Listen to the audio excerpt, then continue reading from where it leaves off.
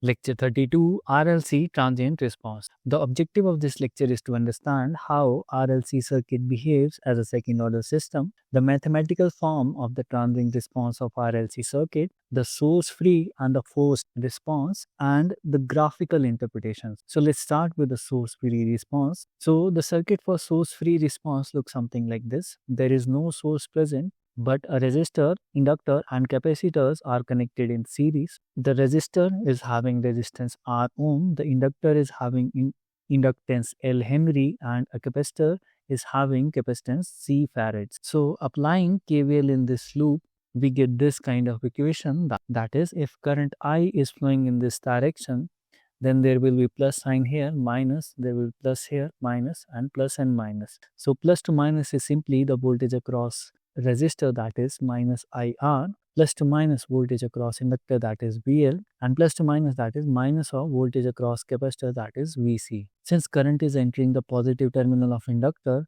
therefore the voltage across inductor will be simply L di by dt, and similarly the current I is entering the positive terminal of C, therefore I will be C dVc by dt. So in order to obtain Vc from this equation, we can integrate both sides and rearrange. So we can say that dVc is simply equal to I by C dt.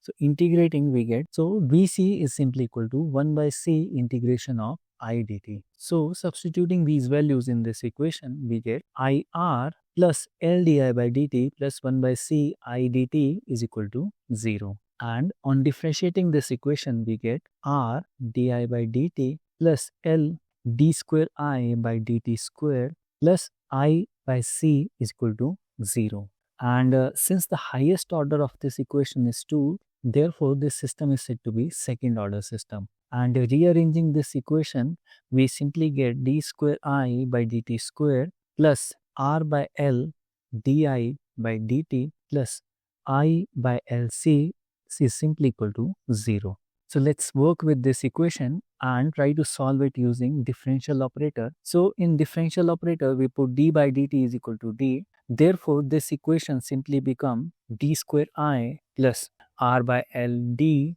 plus there should be I plus I by LC is equal to 0. And taking I common, we get this equation. So the roots can be easily found out with the help of basic formula, that is, roots are minus b plus minus under root of b square minus 4ac divided by 2a. So the roots are simply minus b, that is minus r by l, plus minus b square, that is r by l square, minus 4ac, that is 4 by lc divided by 2. And rearranging it, we get minus r by 2l plus minus under root of r by 2l whole square minus 1 by lc. Here r by l is simply known as the damping factor, which is represented by alpha. So this is r by 2l, and omega naught, which is the natural frequency of oscillation, is simply 1 by under root lc. So putting these values in this equation, we get r by 2l is simply minus alpha plus minus under root of r by 2l square, that is alpha square, minus 1 by lc, that is omega naught square. So these are the two roots which you obtain for this equation. So based upon the value of alpha, there are 4 types of responses of the system. Let's start with the case 1, which is critically damped, where alpha is equal to omega naught. In this equation, if alpha is equal to omega naught, this term becomes 0. Therefore, the two roots are simply equal to minus alpha. And the standard solution for this equation will be simply equal to C1 plus C2 e raised to power st, and where s is simply minus alpha, therefore it is C1 plus C2 e raised to power minus alpha t. Here C1 and C2 are constants which can be easily obtained using initial conditions. So if we plot this current with respect of time, we get this kind of plot. Here the case 1 is critically damped, so that we have a perfect resistance. So at t less than 0, capacitor is initially charged to voltage V0 and inductor is charged to I0. At t is equal to 0, switch closes, therefore the current will start at I0. Between time t is equal to 0 and t peak, the current will start to rise, and this rise is supplied by the capacitor voltage. So at t peak, the current becomes maximum and capacitor has supplied all its energy, therefore Vc becomes equal to 0. Beyond this T peak, Vc, which was 0, now starts to charge in opposite polarity, and this charging is provided by the inductor. Therefore, the inductor current starts to decrease. So, at time t is equal to infinite, the current settles at 0 very smoothly. So, in this case, the resistance is perfect, the current decays smoothly, the energy released is optimum, and power dissipation is also optimum.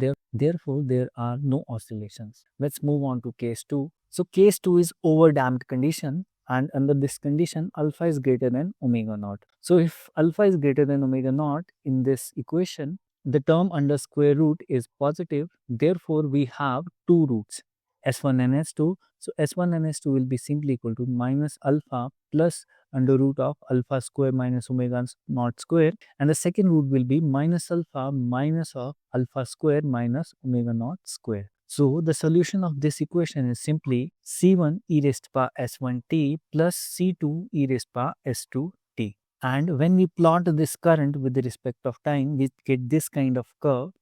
So let's understand this curve. So in case 2, under overdamped conditions, we have very high resistance. Capacitor is initially charged to V0, inductor is charged to I0. When switch is closed, current starts at I0. Between 0 and T peak, capacitor supplies energy to the inductor to increase its current, but the current rises slowly. This is due to very high resistance. So at T peak, current reaches its maximum value, which is far less than the previous condition, and the capacitor voltage is 0. Beyond this time, voltage will start to charge in opposite polarity, and this will be supplied by the inductor current. Therefore, inductor current will start to decay. But since the current is very less, therefore, the charge released by the inductor, that is half Li square, will also be very less, and current eventually reaches 0 but very gradually. So, the resistance in this case is very high. The current decays very slowly, energy released is gradual, and the power dissipation is moderate. Let's move on to case 3. In case 3, if alpha is less than omega naught, we can see that the square root term will become negative. Therefore, we will get imaginary term. So, the roots will be simply minus alpha plus minus j omega d, where omega d is simply the square root term, that is alpha square minus omega naught square. The solution for this equation is simply C1 cos of omega dt plus C2 sine of omega dt into e raised to power minus alpha t, where C1 and C2 are constants which can be obtained using initial conditions. So if we plot this current with respect of time, we get this kind of curve. So let's understand this curve. So for case 3, the resistance is very low. Capacitor is initially charged to V0, inductor is charged to I0, and as switch closes, current will start at I0.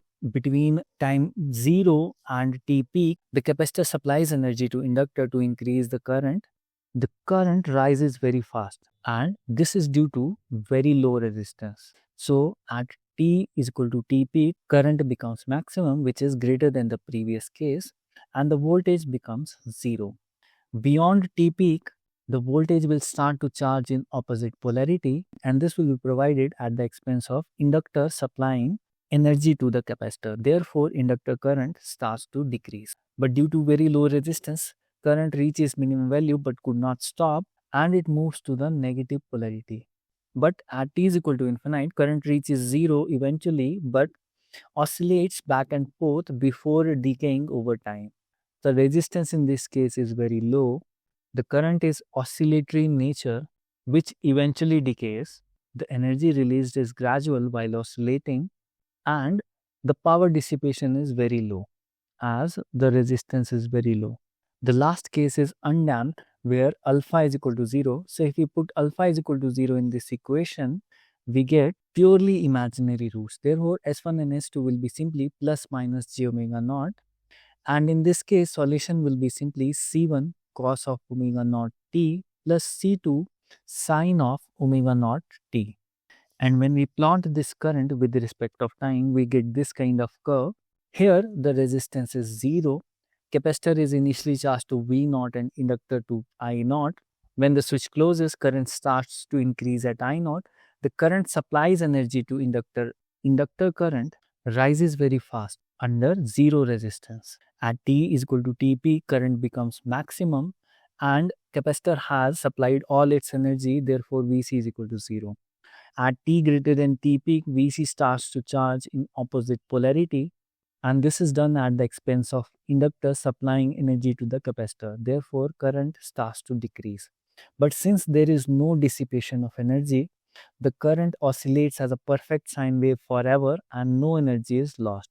Therefore, in this case, the resistance is 0, the current is purely sinusoidal, the energy released is none, and the power dissipation is 0.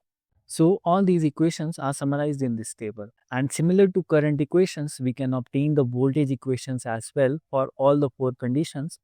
For example, for overdamped condition alpha greater than omega naught, Vct is simply equal to k1 e raised by s1t plus k2 e raised by s2t, similar to the current equations. Similarly, we can write for critically damped, underdamped and undamped conditions.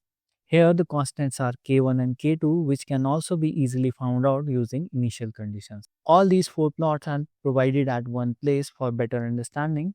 And when we club all these 4 plots in a single plot, we get this kind of plot. Here, the red one is overdamped condition, green one is critically damped condition, blue one is underdamped condition, and purple one is undamped condition. Let's move on to RLC transient response with source. Now we have added source as well along with RLC series circuit. Under steady state conditions, that is t is equal to infinite, inductor behaves like a short circuit and capacitor behaves like an open circuit.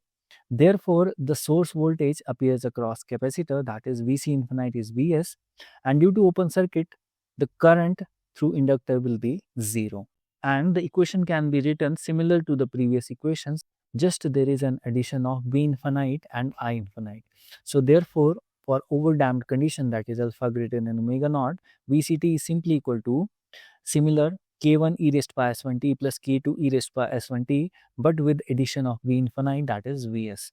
And since I infinite is 0, current equation is similar to the previous one, that is source free equation, that is c1 e raised by s1t plus c2 e raised by s2t. Similarly, for critically damped condition, Vct is simply k1 plus k2t e raised by minus at as before, but with addition of Vs, and it is similar to the previous equation. For undamped, we have again added Vs with the same equation, and it is similar to the source free equation. And finally, for undamped condition, that is alpha is equal to 0, Vct is equal to Vs plus k1 cos omega naught t plus k2 sin omega naught t, and it is simply equal to I infinite, which is 0, plus that is c1 cos omega naught t plus c2 sin omega naught t.